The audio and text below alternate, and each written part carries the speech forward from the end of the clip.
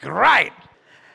Nah, saudara yang kasih dalam Tuhan, hari ini kita masuk pada pembahasan ke-16. Jadi, mau pandemi, mau namanya Delta, mau namanya Omikron, Tante Ikron. Apapun namanya, penginjilan berjalan terus. Sama-sama bilang sama saya, penginjilan harus berjalan terus. Sama-sama bilang sama saya, penginjilan harus berjalan terus. Ketik di live chat saudara sekarang, penginjilan harus berjalan terus. Penginjilan harus berjalan terus, penginjilan harus berjalan terus, penginjilan harus berjalan terus. Yes. Hari ini kita masuk pada pembahasan ke-16. Dan dalam pembahasan ke-16 ini salah satu yang sangat menentukan, sangat penting dalam pelayanan penginjilan, yaitu penginjilan dan karakter. Nah, saudara tanya sama saya, kenapa ini penting? Saya percaya doa penting. Saya percaya pemahaman firman Tuhan itu penting. Saya percaya hubungan dengan Tuhan itu penting. But the end of the day, if you carry a bad character, kalau saudara memiliki karakter yang buruk, maka itu akan menjadi batu sandungan. Karena selalu saya katakan, kadangkala bukan Injilnya yang ditolak, tetapi penginjilnya yang ditolak. It's not the message, but the messenger. Saya ulangi sekali lagi. Kita menginjil, kadangkala bukan Injilnya yang ditolak, tapi penginjilnya yang ditolak. It's not the message itself, but the messenger. If you ask me why, kalau saudara tanya sama saya, kenapa bisa begitu? Jawaban saya sederhana, karena orang enek lihat karakter saudara. Tahukah saudara kenapa saya concern dengan hari-hari ini pendeta satu serang pendeta lain di YouTube. Saling menghina, saling memaki, saling menjelekan, kata-kata kotor bahkan sudah mulai keluar.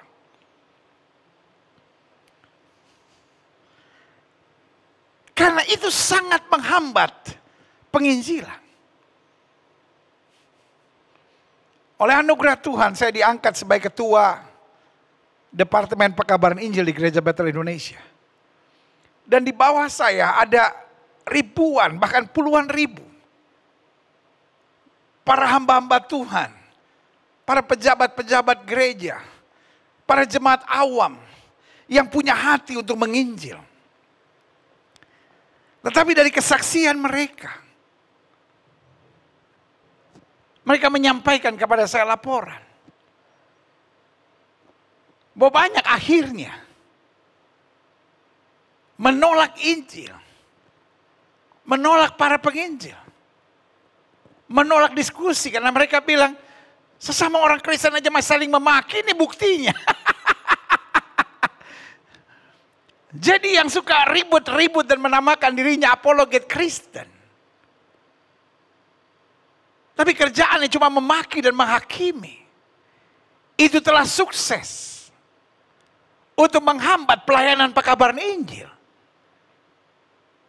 Dan kalau saya boleh jujur, yang akan menghambat pelayanan pekabaran Injil hanya setan, saudara.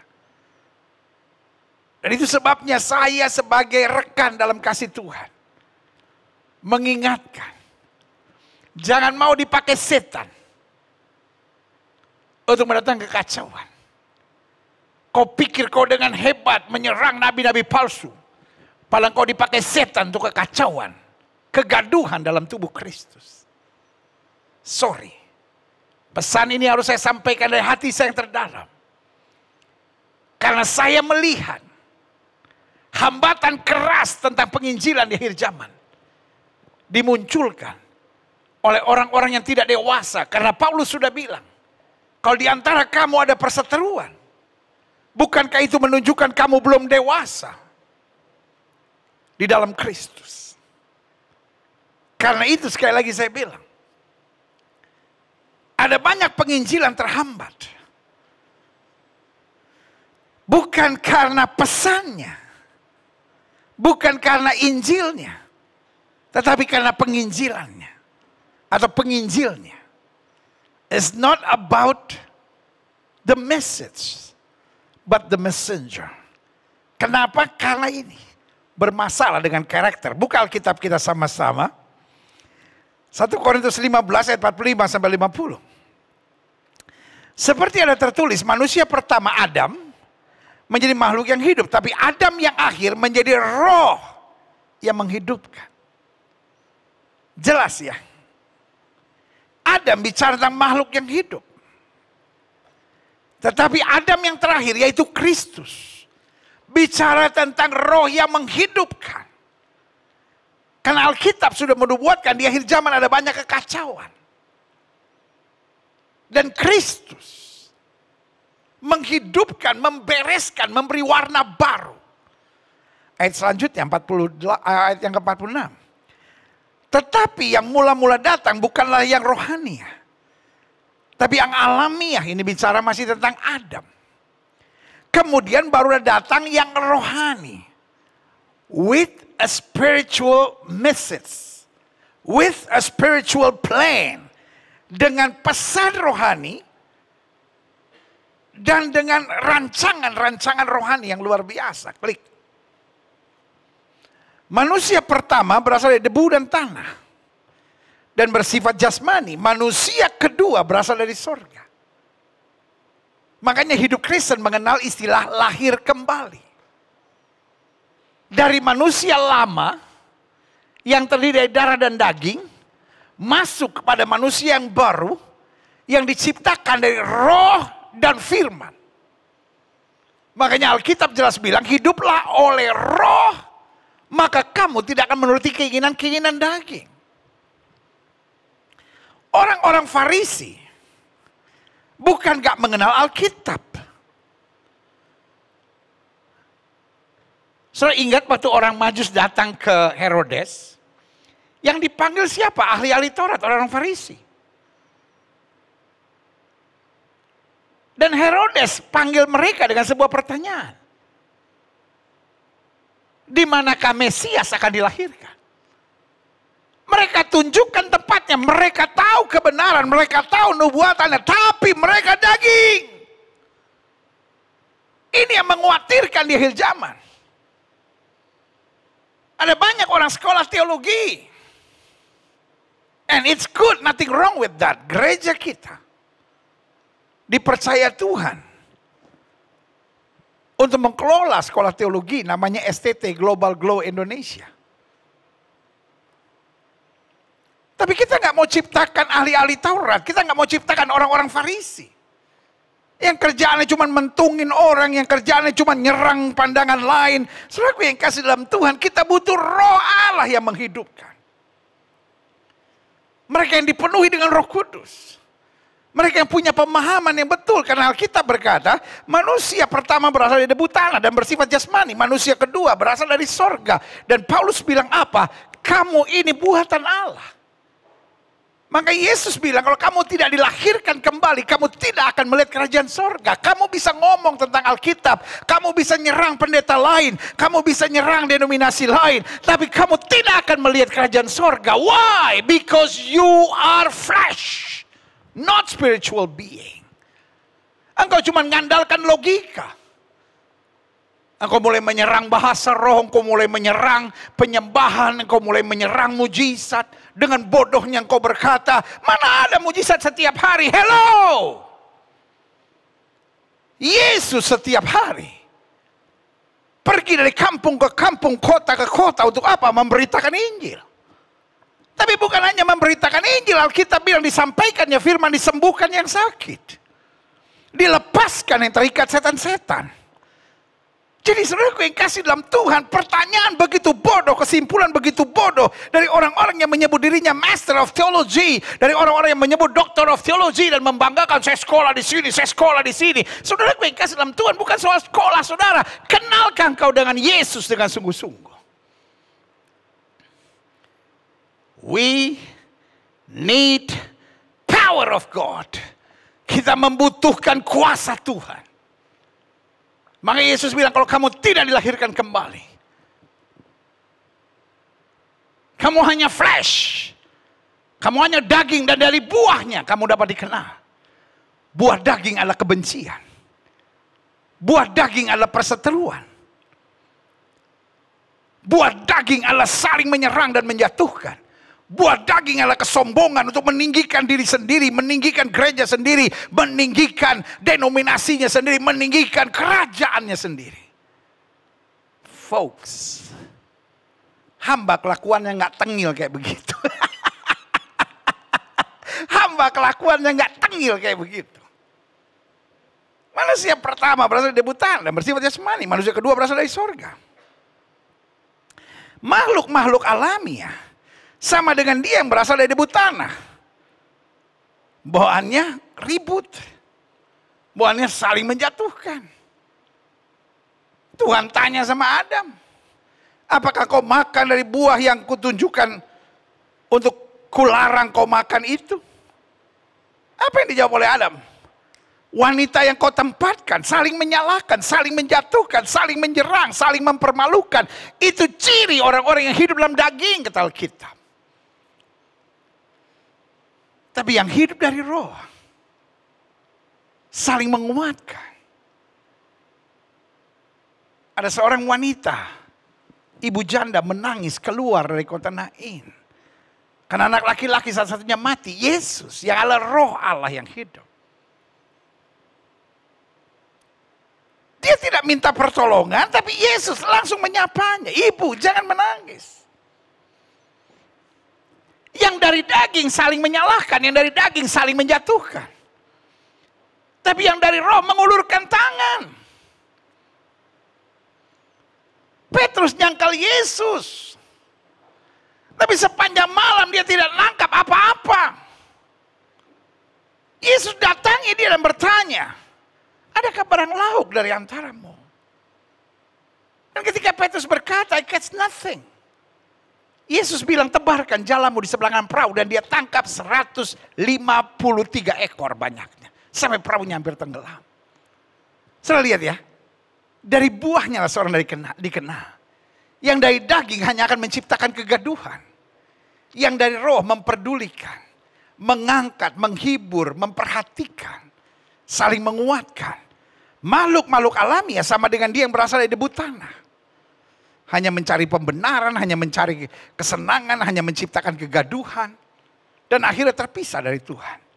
Tapi makhluk-makhluk surgawi sama dengan dia yang berasal dari surga. Bahkan ketika Yesus dihujat. Ketika Yesus dikhianati. Di atas kayu salib dia bilang apa? Bapa, ampunilah mereka sebab mereka tidak tahu apa yang mereka perbuat. Orang boleh menciptakan kegaduhan dan kebencian terhadap Kristus. Tapi Kristus menaburkan kasih. Bisa saudara lihat nggak? Sama-sama kelihatannya ada dalam pelayanan. Tapi yang membedakan adalah karakter. Sama-sama dalam kegiatan rohani, yang membedakan adalah karakter.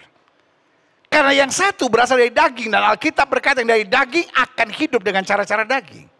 Tapi yang satu dipimpin oleh roh dan yang hidup dalam roh akan memberikan buah-buah roh. Itu jelas. Ayat 49. Sama seperti kita telah memakai rupa dari yang alamiah. Demikian pula kita akan memakai rupa dari yang surgawi. Artinya. Kita boleh saja ada di dunia lahir dari daging. Tetapi setelah kita bertobat kita dilahirkan kembali. Yang lama sudah berlalu, yang baru sudah terbit. Yang setuju sama saya katakan ciptaan baru. Mantap dikit apa? Taruh tangan kanan sudah di dada dan bilang sama saya ciptaan baru. Lebih mantap lah. Taruh tangan kanan sudah di dada sama-sama bilang ciptaan baru. Amin. Jadi yang lama sudah berlalu, yang baru sudah terbit.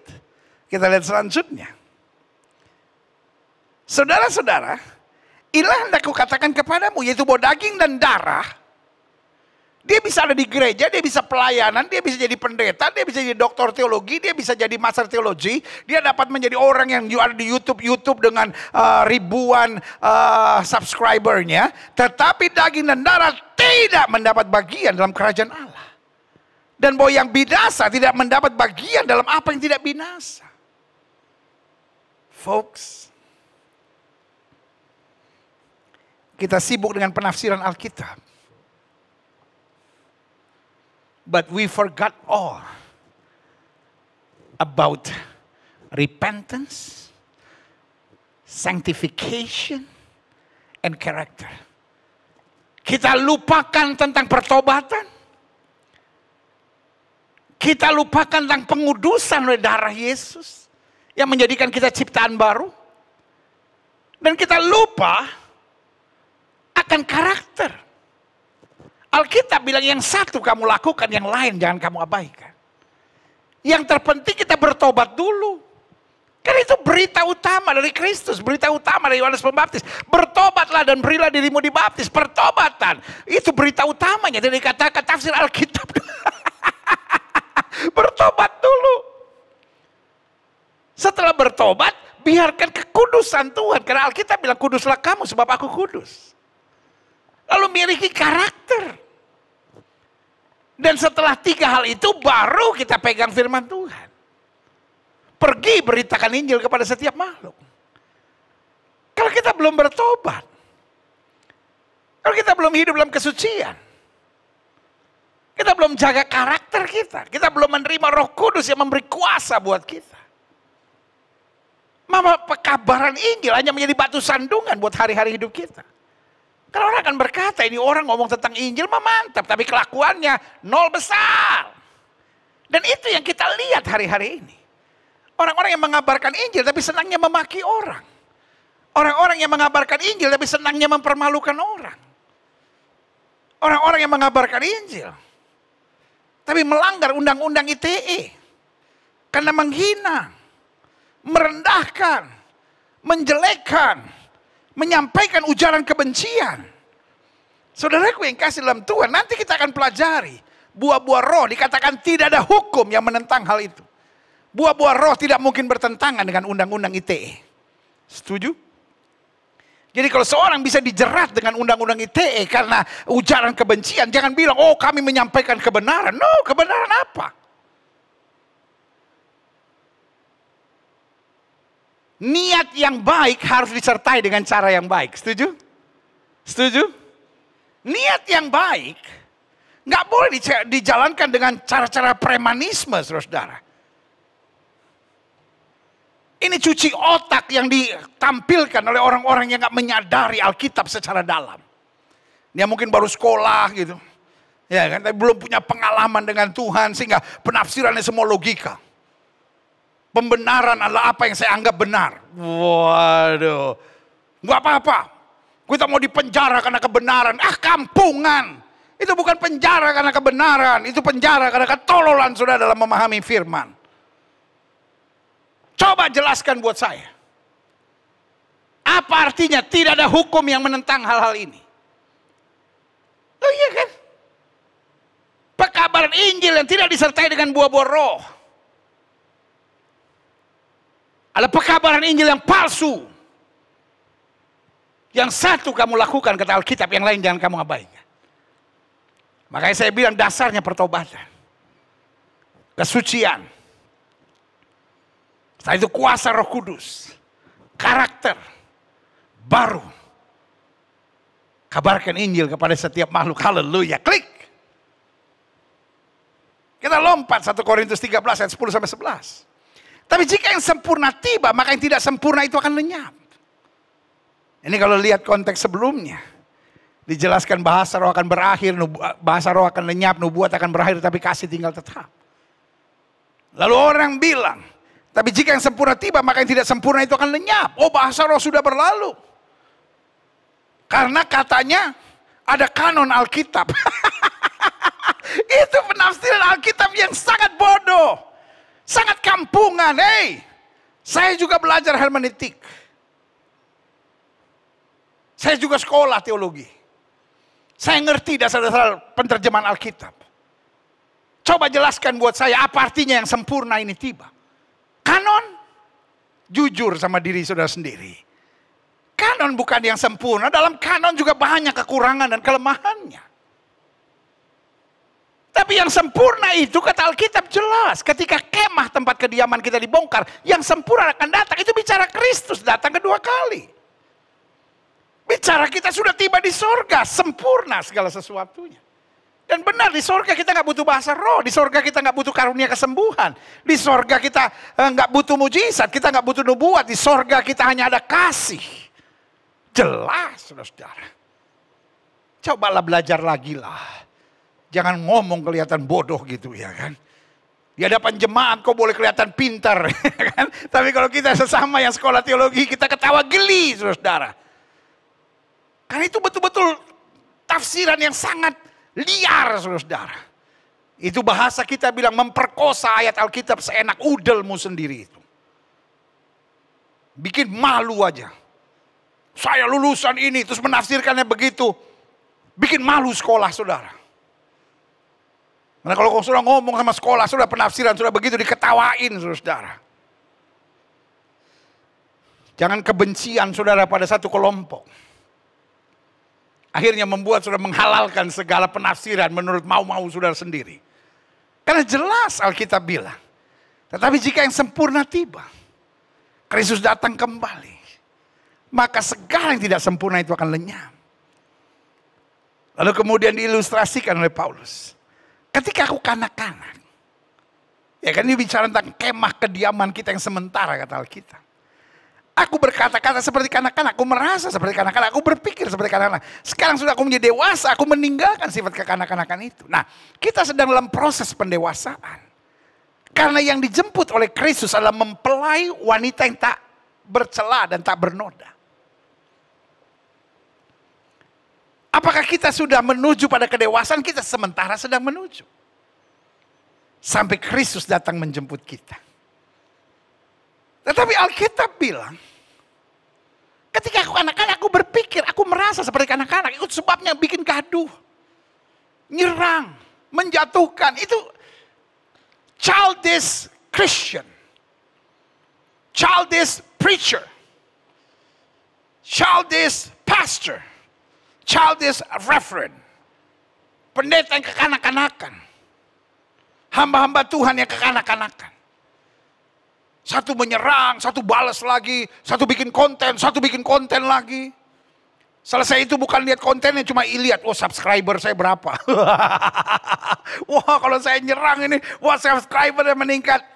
Aduh, enak lihat kelakuan yang kayak gitu saudara. Sorry.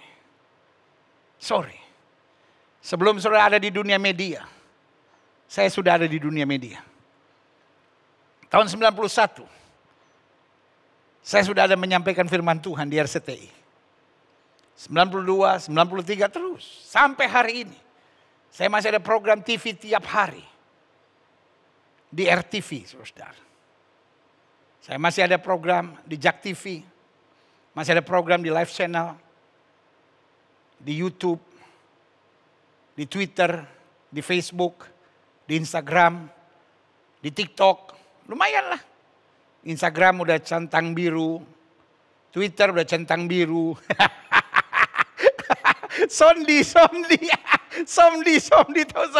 Sombong dikit.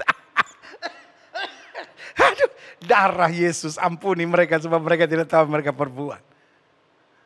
Jadi buat saya itu kekanak-kanakan banget gitu. Saling menyerang, saling menjatuhkan, terbangga sendiri kenapa subscriber meningkat. Aduh. Norak, kampungan, enak ngelihatnya. Kayak itu mengganggu kesatuan tubuh Kristus dan pelayanan penginjilan. Lewat ibadah hari ini saya membangunkan saudara.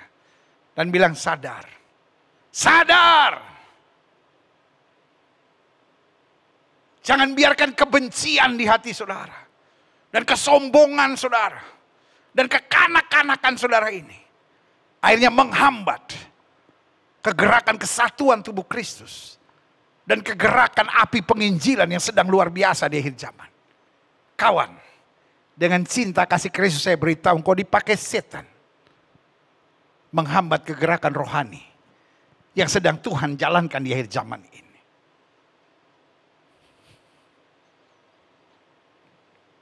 Selanjutnya, Roma 5 ayat 3-4. Dan bukan hanya itu saja. Kita malah bermegah juga dalam kesengsaraan kita. Hidup Kristen bukan hanya kaya diberkati, tapi di tengah kesengsaraan kita bermegah. Karena kita tahu di balik air mata ada mata air kemuliaan. Di balik duka cita ada sukacita.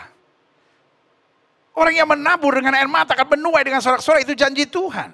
Bahkan Alkitab berkata, Tuhan merubah ratapan menjadi tari-tarian. Wow, haleluya. Bukan hanya itu saja, kita malah bermegah juga dalam kesengsaraan kita. Jadi apakah hidup Kristen harus menghadapi sengsara? Yang penting kita siap menghadapi kesengsaraan. Tapi jangan menghadapi kesengsaraan dengan mengeluh. Oh, hidup Kristen itu sengsara, hidup Kristen itu menderita. Lalu di tengah penderitaan kita bersuka cita. Karena kita tahu ada Tuhan kekuatan kita, ada Tuhan pembela kita, ada Tuhan yang menjamin bahwa di balik pergumulan kita ada sukacita sorgawi yang luar biasa yang Tuhan sediakan buat kita. Haleluya.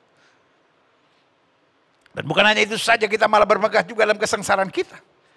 Karena kita tahu bahwa kesengsaraan itu menimbulkan ketekunan. Badai penderitaan, air mata, kesusahan menimbulkan sesuatu, menghasilkan sesuatu yang bernama ketekunan. Dan ketekunan menimbulkan tahan uji. Terjemahan aslinya bilang karakter. Dan tahan uji atau karakter menimbulkan pengharapan. Kita baca dalam bahasa Inggrisnya. Romans 5, 3-4. Saya bacakan dari NIV, New International Version. Not only so, but we also glory in our sufferings. Kita mengalami kemuliaan bahkan di tengah penderitaan. Because we know that suffering produce perseverance. Perseverance produce character.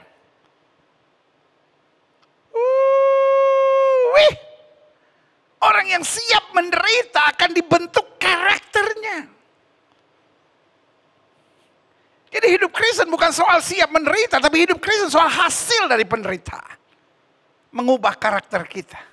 Menjadi orang yang sabar. Menjadi orang yang rendah hati. Menjadi orang yang bisa menerima perbedaan.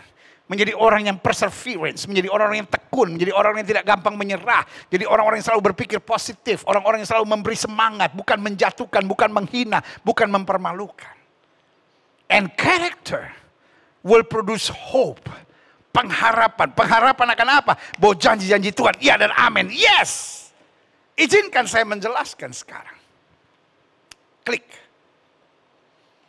Penginjilan tidak dapat dipisahkan dari karakter. Yang setuju sama saya ketik di live chat saudara.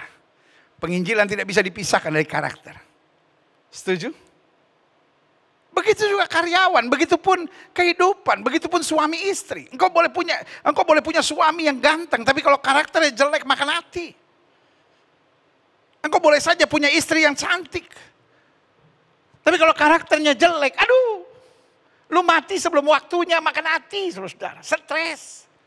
Makanya adik-adik muda, kalau saya boleh ingatkan buat saudara, lu kalau cari pasangan teman hidup, jangan cuma sibuk gantengnya, jangan cuma sibuk cantiknya, juga jangan cuma sibuk, wah dia anak orang kaya, dia anak orang berada. Saudaraku yang kasih dalam Tuhan, ayo dong berpikir mulai dewasa sedikit. Engkau akan bersama dia seumur hidupmu. Kalau dia karakternya jelek, kalau orangnya cemburuan, kalau orangnya kepala batu, kalau orangnya kasar, kalau orangnya mau menang sendiri, kalau orangnya apa-apa tersinggung, kalau orangnya apa-apa cepat memaki, emosinya meledak-ledak. Lu kawin sama orang kayak begitu, selamat menderita saya ucapkan.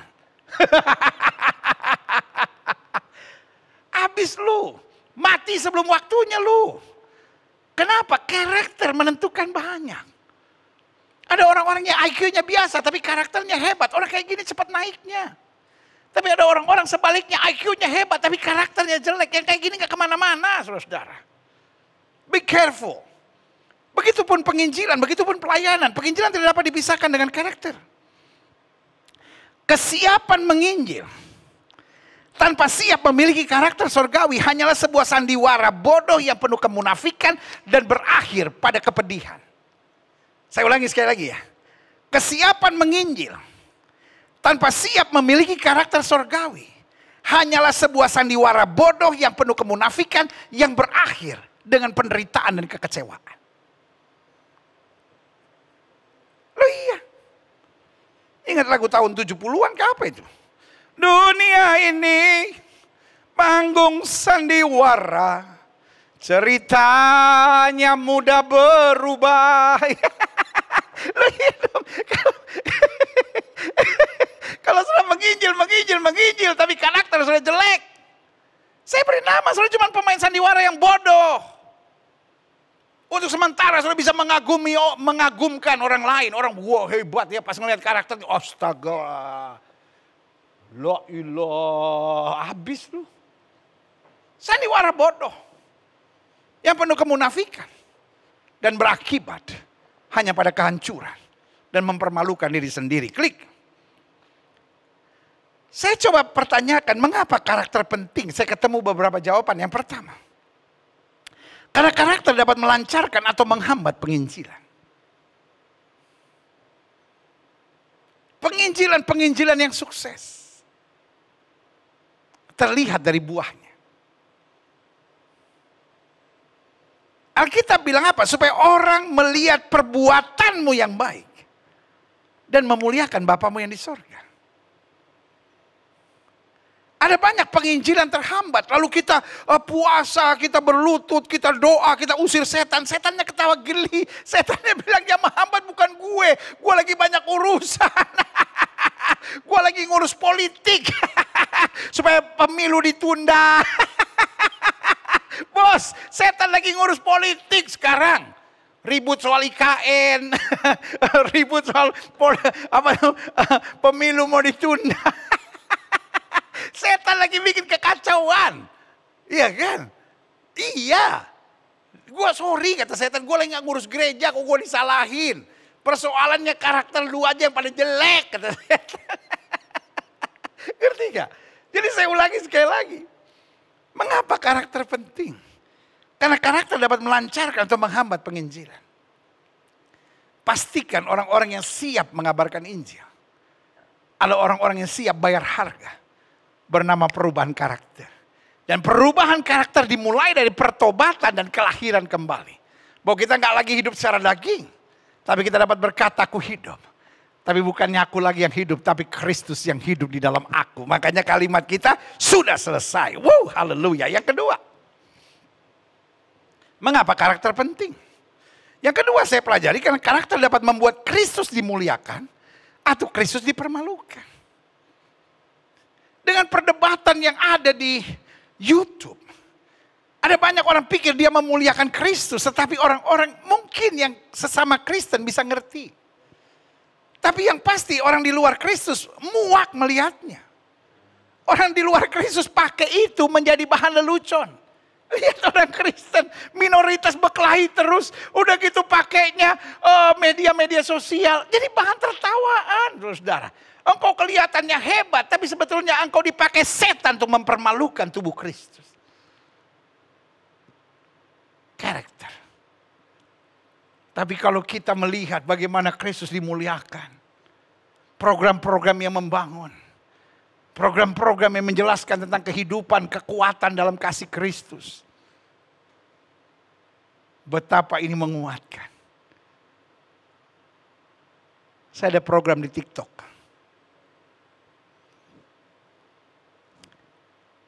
Ada beberapa program yang ditonton 2 juta, 3 juta, ada yang 5 juta, ada yang 7 juta. Dan mungkin yang tertinggi kalau saya nggak salah 14 sampai 16 juta yang nonton. You mean to tell me yang nonton semua Kristen? No. Tapi mereka diberkati. Sebagian mereka berkata, sudah kita nggak usah lihat siapa yang menyampaikannya, yang penting apa yang disampaikan yang membangun. Itu pentingnya karakter. Itu pentingnya great message. Kristus dimuliakan. Mungkin orangnya nggak bisa menerima Yesus Kristus sebagai Tuhan dan Juru Selamat sampai kapanpun. Tapi minimal dia tahu nilai kerajaan sorga itu berarti dan luar biasa. Yang ketiga. Mengapa karakter penting? Karena karakter dapat menentukan kehidupan kita berbahagia atau menderita. Itu tadi saya bilang. Engkau boleh anak orang kaya. Engkau boleh have a great business. Engkau boleh punya rumah yang mewah. Kan sekarang lagi fenomena sultan-sultan. Ada yang ketangkap ya kan. Murah banget. Iya kan, fenomena sultan-sultan. Anak-anak muda-muda beli mobil miliar, beli jam tangan ratusan juta, miliar. Beli rumah puluhan miliar, lalu jadiin konten. Waduh. Terserah. Yang saya bingung juga yang maki-maki aku tetap nonton. Kalau nggak suka aku tadi tonton, apa sih? Tapi yang saya jelaskan, rumah semewah apapun, mobil sehebat apapun, tapi kalau dasarnya karakter lu jelek, ujung-ujungnya cerai, ujung-ujungnya kacau, sebagian makanya masuk penjara akhirnya. Dia bisa beli rumah yang hebat, tapi dia nggak bisa bangun karakter yang jujur. Dia nggak bisa bangun karakter yang bisa dipercaya. Akhirnya berakhir di penjara. Saudaraku yang kasih dalam Tuhan, berbahagia atau tidaknya kita nggak tergantung jam tangan yang kita pakai, nggak tergantung rumah yang kita diami, tapi tergantung bagaimana karakter kita dalam segala sesuatu. Kita orangnya nggak pernah mengeluh, kita orangnya bersemangat, kita orangnya berpikir positif, kita orangnya mengandalkan Tuhan, kita orangnya hidup dalam iman, kita orangnya takut berbuat dosa, kita selalu rendah hati. Orang-orang seperti itu akan berbahagia. Klik. Mengapa karakter penting? Karena karakter dapat menentukan keindahan atau kehancuran hari depan kita. Hari depan saya tidak tergantung sekedar sekolah saya. Sekolah tinggi itu bagus. Tapi ada orang-orang tidak bisa sekolah tinggi karena memang kondisi keuangan orang tua atau kondisi keuangannya tidak membuat dia mampu. Tapi sekali lagi, dahsyat atau rusak hari depan kita sangat tergantung karakter. Engkau boleh miskin, tapi pastikan engkau punya karakter yang hebat. Engkau boleh pegawai rendahan, tapi kalau karaktermu dahsyat, engkau akan terus mantap dalam langkah-langkahmu.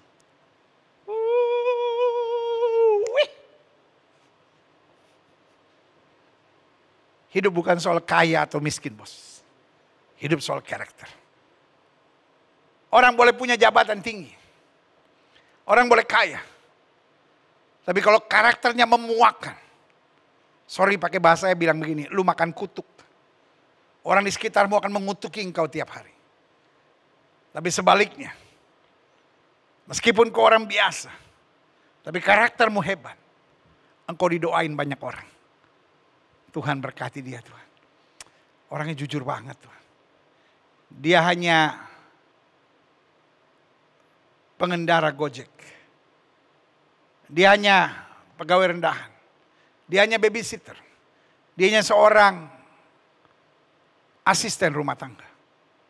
Tapi jujurnya luar biasa. Tuhan berkati dia. Orang sayang sama saudara. Engkau hidup dengan doa-doa banyak orang. Haleluya. Selanjutnya. Mengapa karakter penting? Karena karakter ujung-ujungnya dapat menentukan mahkota yang kita raih di surga.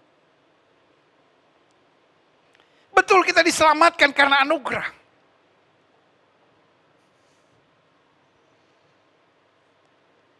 Tetapi mahkota kita di surga sangat ditentukan kita tahan uji atau tidak. Kita orangnya penuh syukur atau enggak. Kita orangnya mengalah rendah hati dan sabar enggak. Kita orangnya jadi pelaku-pelaku firman enggak. Kita ketika dihina, dibenci, diejek, dipermalukan, bisakah kita menguasai diri dan menyerahkan semuanya kepada Tuhan? Itu yang menentukan mahkota kita. Kita tidak diselamatkan karena perbuatan baik. Tapi setelah kita sadar bahwa kita diselamatkan, kita bilang, Tuhan saya gak mau mempermalukan nama Tuhan. Jadikan aku orang-orang yang hidup sesuai dengan kehendak-Mu. Haleluya. Klik. Selanjutnya, saya simpulkan secara singkat. Apa karakter-karakter yang belum disucikan? Yang pertama, childish. Orang Belanda bilang kleinsilah, kekanak-kanakan. Ada banyak orang rumah tangganya nggak bisa bahagia, hidupnya nggak bisa diberkati, pelayanan nggak bisa maju. Kekanak-kanakan banget, gampang tersinggung, gampang kecewa, gampang ngambek. Dan kalau udah merasa benar, pokoknya udah menyerang semua orang. Itu kekanak-kanakan, saudara. Yang kedua, karakter manipulatif.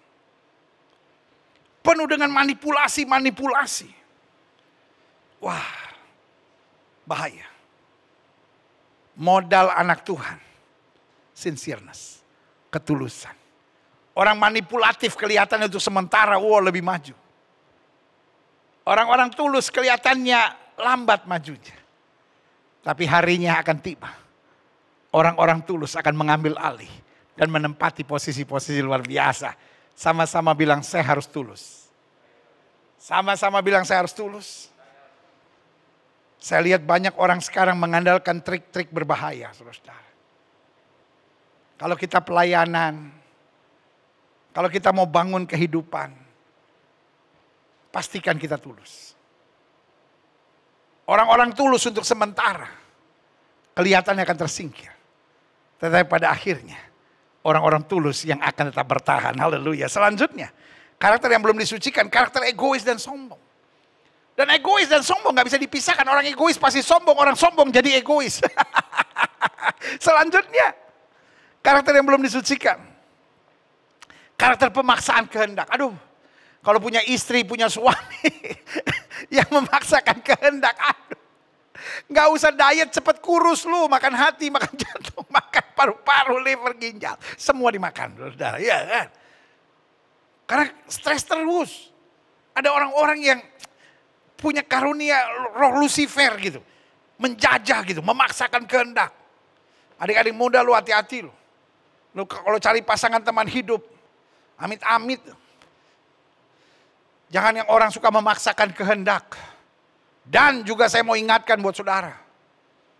Selama engkau jadi orang yang suka memaksakan kehendak, jangan pacaran dulu. Kau bikin susah anak orang, kau bikin menderita anak orang. Anjing aja bisa mati sama saudara. Apalagi anak orang, saudara. Sorry kalau saya bicara keras. Karena orang-orang yang suka memaksakan kehendak gak pantas punya pasangan teman hidup. Orang-orang yang suka memaksakan kehendak mesti bertobat dulu. Mesti lahir baru dulu. Mesti terima Yesus. Mesti robah karakternya dulu. Baru cari pasangan teman hidup. Kalau enggak, engkau hanya buat menderita orang di sekitarmu itu. Selanjutnya, ingat ya. Karakter-karakter yang belum disucikan. Karakter kekanak-kanakan. Karakter manipulatif. Karakter egois dan sombong. Karakter pemaksa kehendak. Dan ini juga karakter pemberontak. Seorang penginjil harus seorang yang bisa diatur oleh Tuhan. Makanya minggu-minggu kemarin saya bicara tentang seorang penginjil harus tertanam di gereja lokal. Harus bisa dilatih, harus bisa diproses, harus bisa dididik. Harus punya mentor, saya jelaskan. Penginjil-penginjil yang gak punya mentor, saya beri nama penginjil-penginjil yang liar. Penginjil-penginjil yang bilang, saya cuma mau diatur oleh Roh Kudus. Loh, Roh Kudus juga pakai orang. Untuk ngatur, untuk membimbing, untuk mengarahkan. Jelas ya. Karena di akhir zaman berkali-kali saya bilang. Iblis memakai roh-roh pemberontakan. Karena orang-orang pemberontak adalah orang-orang yang mau hanya menurut maunya sendiri. Pada Amsal bilang. Setiap orang benar menurut pemandangan sendiri. Tapi Tuhan yang menguji hati. Selanjutnya. Karakter yang belum disucikan. Wah, ini bahaya. Karakter gila hormat. Waduh, kalau penginjil atau pelayan Tuhan. Atau orang-orang yang pelayanan gila hormat. Orang-orang kayak gini belum layak. Ini akan dimuntahkan oleh Tuhan. Kita hanya hamba kok. Yang benar kita gila kerja. Gila melayani. Kita nih orang-orang yang bisa dihina, bisa direndahkan. Kita udah berbuat baik, orang gak peduli, gak apa-apa. Karena kita melayani bukan untuk hormat, kita melayani untuk membalas cinta Tuhan. Karena Tuhan terlalu baik buat kita. Sorry. Buat orang-orang yang gila hormat. Senangnya dipuji. Orang Manado bilang makang puji ngoni. Mesti bertobat, saudara. Karena ingat hanya satu yang pantas untuk kita tinggikan, agungkan hanya Yesus Kristus. Biarlah kita sadar, aku hamba-hamba yang tidak berguna. Aku ada hanya untuk memuliakan Kristus yang sudah katakan amin. Selanjutnya, karakter yang belum disucikan, karakter iri dan dengki. Waduh. Ada orang-orang yang gak bisa dengar orang lain dipuji, orang lain berhasil. Waduh, ini orang kayak gini, dia seneng lihat orang susah, dia susah lihat orang seneng, saudara. Orang kayak begini, sorry ya, gak bisa masuk surga. Dia bisa masuk gereja, dia bisa masuk pelayanan, tapi dia gak bisa masuk surga. Iri gitu. Lihat gereja lain maju, iri. Lihat hamba Tuhan lain maju, iri. Banyak dasar saling menyerang, bukan karena kebenaran. Tapi karena hati yang dikuasai oleh iri, dengki. Dan hati yang belum bersih. Makanya Alkitab ingatkan kita terus jaga hati dengan segala kewaspadaan. Dari situ terpancar kehidupan. Sekarang saudara nilai diri saudara sendiri. Jadikan tulisan ini. Yang saya sampaikan buat saudara. Sebagai cermin. Tanya sama diri sendiri. Apakah saya masih kekanak-kanakan? Apakah saya masih manipulatif? Apakah saya masih egois dan sombong? Apakah saya masih jadi orang yang memaksakan kehendak? Apakah saya punya roh pemberontakan? Apakah saya gila hormat? Apakah saya iri dan dengki? Jika itu ada, saat ini juga bilang, Kristus sucikan aku dengan darah-Mu. Sehingga aku layak jadi saksi Tuhan. Orang dapat melihat kemuliaan Tuhan. Aku dapat menjadi surat Kristus yang terbuka yang dapat dibaca semua orang. Klik. Selanjutnya. Karakter yang Kristus kehendaki adalah yang sesuai dengan buah-buah roh. Apa itu? Lihat firman Tuhan. Galatia 5 ayat 22 sampai 25. Tetapi buah roh ialah satu, kasih. Itu karakter yang Tuhan cari. Mengasihi. 2, sukacita, tetap bersyukur, bersukacita dalam segala keadaan. 3, damai sejahtera, diomongin, disakiti, dilukai, tetap damai. Jangan stres, jangan maksa kehendak, jangan nyerang orang. Sabar. Kuasai diri, bukan emosional, bukan meledak-ledak. Ada banyak orang mukanya aja kalau buat konten gitu. Kayak orang kerasukan setan. Kita aja yang Kristen ngeliatnya enak saudara-saudara. Dari mukanya udah kelihatan kebenciannya. Dari mukanya udah kelihatan waduh ya kan. Orang bisa menegur tapi kasih tetap ada. Yesus menegur keras tapi kasih ada. Tapi ada orang mukanya aja ada. Kayak kuasa gelap gitu. Kayak roh apa gitu yang memancar dari mukanya gitu ya kan. Tapi Alkitab bilang kesabaran, kemurahan, mercy, kebaikan, kesetiaan, kelemah lembutan. Negur orang boleh tapi tetap lemah lembut. Tegas boleh tapi bukan kasar. Penguasaan diri. Dengar. Tidak ada hukum yang menentang hal itu. Orang kalau melakukan sesuai dengan buah-buah roh. Nggak bisa dijerat oleh ITE. Orang boleh curiga, orang boleh. Daniel. Orang gak bisa menemukan kesalahan Daniel. Kenapa? Orang tuh gak suka sama dia. Jadi kalau orang masih menemukan pelanggaran hukum yang kita buat. Sadarlah. Sadar. Jangan bersembunyi di balik kalimat kebenaran. Di balik kalimat saya memberitakan firman. Bukan. Ada yang gak beres dalam diri saudara. Ada yang salah dalam diri saudara. Roh setan yang telah menenteramkan jiwa saudara. Oh ya gak apa-apa terus. Karena setan memang mau membuat engkau hancur dan sengsara. Setan memang mengacaukan tubuh Kristus. Tapi firman Tuhan jelas bilang. Tidak ada hukum yang menentang hal-hal itu. Artinya engkau boleh menegur. Engkau boleh menyatakan kebenaran. Tapi selama ada kasih, ada sukacita, damai sejahtera, kesabaran, kemurahan, kebaikan, kesetiaan, kelemah lembutan, penguasaan diri. Maka tidak ada hukum yang menentang hal itu. Jelas ayat 24. Barang siapa menjadi milik Kristus, ia telah menyalibkan daging dengan segala nafsu dan keinginannya. Jikalau kita hidup oleh roh, haleluya. Lihat ya, menyalibkan daging dengan segala nafsu dan keinginannya. Dan jikalau kita hidup oleh roh, baiklah hidup kita juga dipimpin oleh roh. Ini yang saya bilang, karakter Kristus. Aku hidup, tapi bukan lagi aku yang hidup. Tapi Kristus yang hidup dalam aku. Saya undang pemain musik, penutup dan singer. Sebagai penutup saya jelaskan di sini begini. Klik. Marilah kita memulai penginjilan kita dengan karakter yang memancarkan 4 hal penting. 1, kemuliaan. 2, kasih. 3, damai. 4, kebenaran. Selama 4 hal ini kita jaga.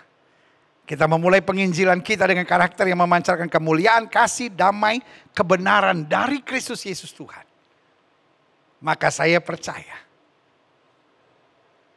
orang akan melihat perbuatanmu yang baik. orang akan melihat kasih Tuhan yang luar biasa. Dan mengakui. Dia hidup. Dia dahsyat. Dia luar biasa. Haleluya. Ku pandang wajah-Mu dan berseru, pertolonganku datang dari-Mu. Peganglah tanganku, jangan lepaskan. Kaulah harapan dalam hidupku. Sama-sama katakan. Ku pandang wajah-Mu dan berseru, pertolonganku datang dari-Mu. Peganglah tanganku. Kalau Yesus gak pegang tanganku, aku pasti jatuh. Kalau Yesus gak pegang tangan aku pasti tersesat. Amin. Semua sama-sama katakan. Ku pandang wajah-Mu dan berseru. Katakan pertolonganku. Amin. Pegang tanganku Yesusku. Jangan lepaskan. Kaulah harapan dalam hidupku. Musik main dengan sangat lembut, setiap mata terpejam, setiap kepala tertunduk, setiap hati terangkat di hadapan Tuhan. Jadikan hari ini hari di mana kita diingatkan kembali. I love my Jesus so much, I know. Engkau berkata aku mengasihi Yesus, saya ngerti. Engkau berkata saya sudah bertobat, saya sudah lahir baru, saya rindu melayani Tuhan, I know. Tapi pertanyaannya, how is about your character? Bagaimana karakter saudara? Sudahkah engkau berjuang untuk memiliki karakter Kristus? Karena seringkali yang menjadi hambatan bukan Injilnya terhambat, tapi penginjilnya yang ditolak. Karena karakter kita karakter preman. Karakter kita karakter kekanak-kanakan. Karakter kita karakter pemaksaan kehendak. Karakter kita karakter yang cepat putus asa. Karakter kita karakter yang meledak-ledak, emosional sambil berkata, saya memang orangnya begini, mau diapain? Berubah. Aku ciptaan yang baru, kau tidak lagi ikut menurut daging. Aku hidup menurut roh. Jika itu doamu hari ini, taruh tangan kananmu di dada. Jangan sampai kau jadi istri yang membuat sengsara suamimu. Jangan sampai kau menjadi suami yang menyengsarakan istrimu. Jangan sampai kau jadi orang tua yang menjajah anak-anakmu. Jangan sampai kau jadi menantu yang menyakiti hati mertuamu. Jangan sampai kau menjadi mertua yang akhirnya menghancurkan damai sejahtera dengan anak-anak menantumu.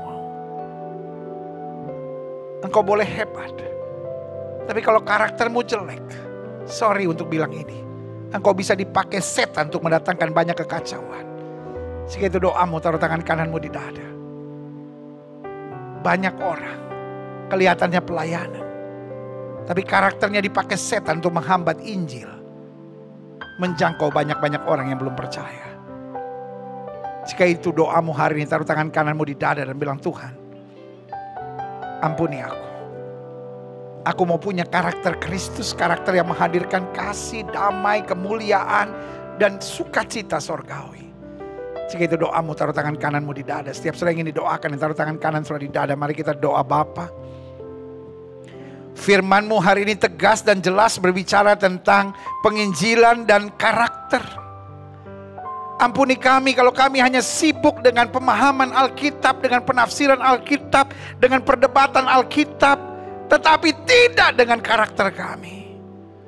Kami orangnya terlalu emosional, kami orangnya cepat tersinggung, kami tidak ada kasih, kami tidak ada damai, tidak ada kesabaran, tidak ada penguasaan diri, kami terus meledak-ledak. Ampuni kami.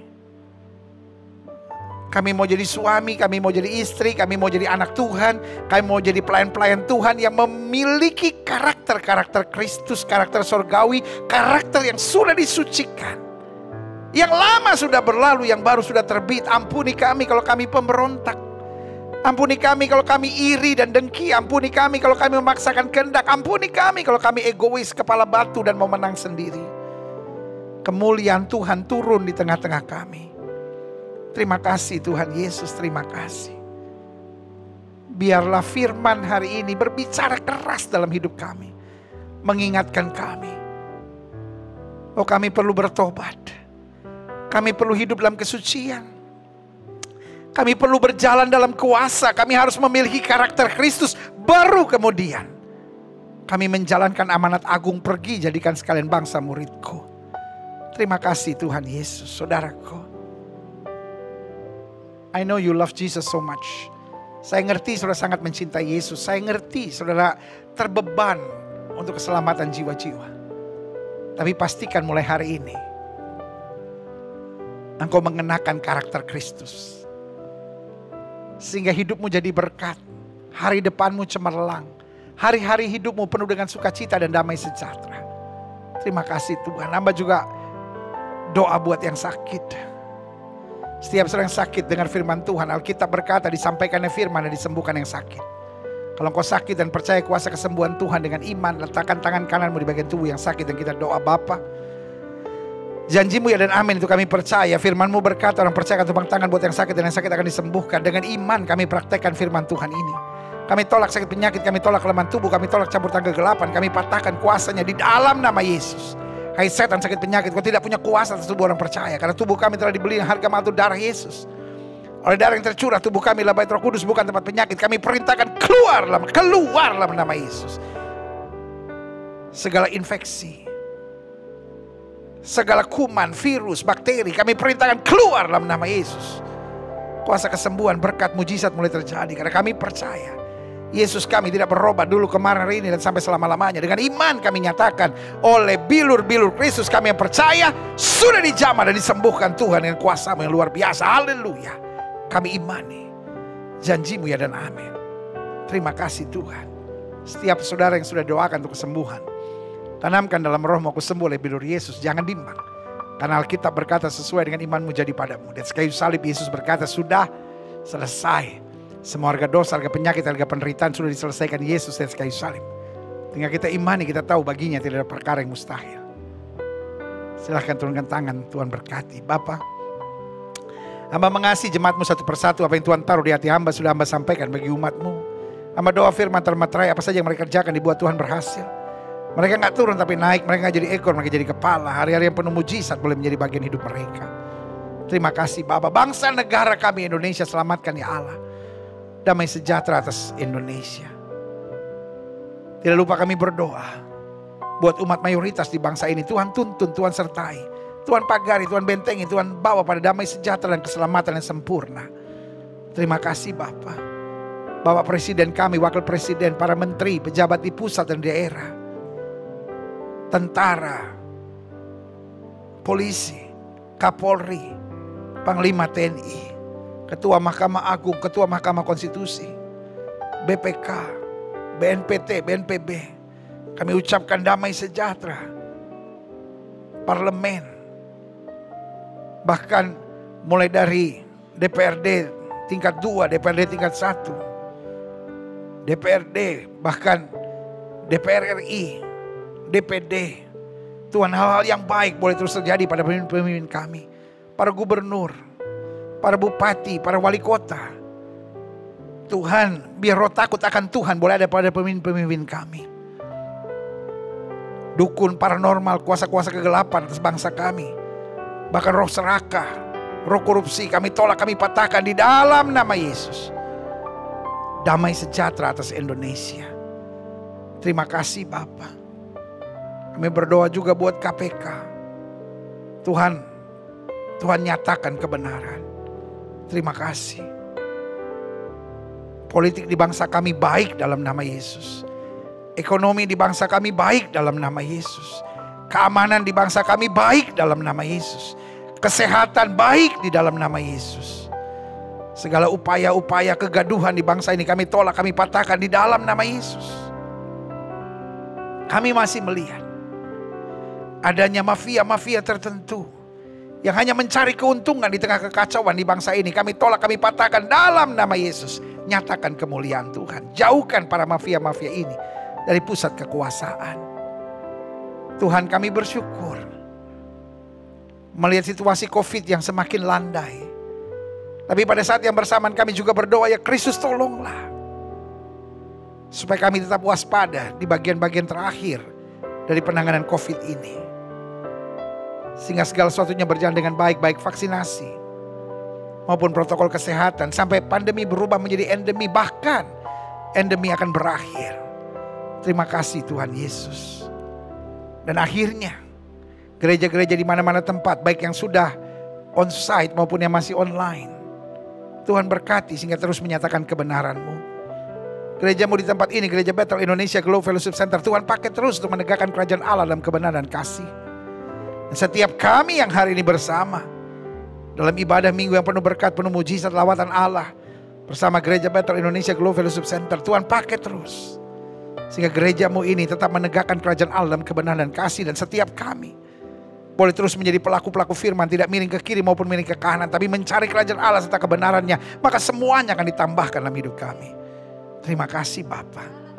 Kami bangga punya Tuhan seperti Yesus. Jadikan kami terang-terang Kristus, jadikan kami surat Kristus yang dapat dibaca oleh semua orang. Dimanapun kami berada, kami menjalankan dan menuntaskan amanat agung Kristus, pergi beritakan Injil kepada setiap makhluk. Terima kasih Bapa. Satu beban khusus kami juga berdoa untuk bangsa ini. Bahwa bangsa ini Tuhan sedang menetapkan untuk perpindahan ibu kota negara. Tuhan, masih ada keributan di sana sini, masih ada perdebatan di sana sini. Biarlah kehendak-Mu yang jadi. Yang terbaik boleh terjadi di bangsa ini. Terima kasih Bapa. Di dalam nama Yesus kami berdoa dan kami siap menjadi pelaku-pelaku firman. Haleluya. Bersama-sama kita katakan amin. Kitalah orang-orang yang berbahagia. Karena orang-orang yang berbahagia adalah orang yang mendengar firman dan mempraktekkannya dalam kehidupannya sehari-hari. Haleluya. Saudaraku yang kasih dalam Tuhan, setelah kita memuji-muji Tuhan dengan sukacita, setelah kita masuk dalam hadiratnya, kita terima firman Tuhan, saatnya kita memberi yang terbaik buat Tuhan. Saudara-saudara yang mau mengembalikan perpuluhan milik Tuhan, saudara-saudara yang mau memberi korban misi, korban penginjilan, dan korban rutin mingguan dengan sukacita, ingatlah bahwa memberi tidak diwajibkan, tetapi memberi adalah anugerah buat kita. Syarat memberi ada dua. Yang pertama, sukacita. Yang kedua, sukarela. Biarlah kita tidak memberi dengan paksa atau duka, tapi kita memberi karena pengertian bahwa Tuhan itu baik. Kita memberi bukan supaya diberkati, tapi kita memberi karena kita tahu berkat Tuhan sudah luar biasa dalam hidup kita. Kita berdoa, Bapa terima kasih. Dengan bangga kami memberi. Kami memberi bukan supaya kami diberkati, tapi kami memberi karena kami tahu berkat Tuhan sempurna dalam hidup kami. Dan kami tahu uang di tangan kami adalah benda mati. Waktu kami taruh dalam tangan Tuhan, akan menjadi alat Tuhan yang hidup untuk perluasan kerajaan Allah. Dan kami mengerti barang siapa yang memberi akan diberkati berlipat kali ganda, dijauhkan dari malapetaka mara bahaya. Bahkan dihalaukan dari segala belalang pelahap, belalang pengerip, belalang pindahan, belalang pelompat. Tapi diperintahkan berkat yang luar biasa sehingga kami imani. Bukan hanya kami diberkati, tapi berlaku firman anak cucu orang benar akan perkasa di muka bumi dan tidak akan pernah meminta-minta roti. Tidak lupa kami berdoa buat yang mengelola persembahan ini, sehingga diarahkan Tuhan setiap persembahan, setiap rupiah ini untuk dapat meluaskan kerajaan Allah, dapat memenangkan jiwa-jiwa, dan dapat menopang hamba-hamba Tuhan untuk melayani yang terbaik buat Tuhan.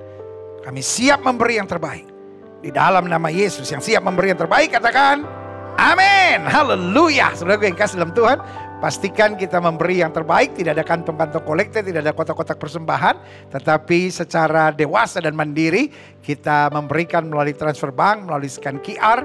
Bagaimanapun caranya, yang penting kita dengan sukacita memberi yang terbaik. Kita berdoa, Bapa, terima kasih buat hari Minggu yang penuh berkat, penuh mujizat, di mana kami bersama dalam lawatan Allah di rumah masing-masing bersama gerejamu, Gereja Bethel Indonesia Glow Fellowship Center.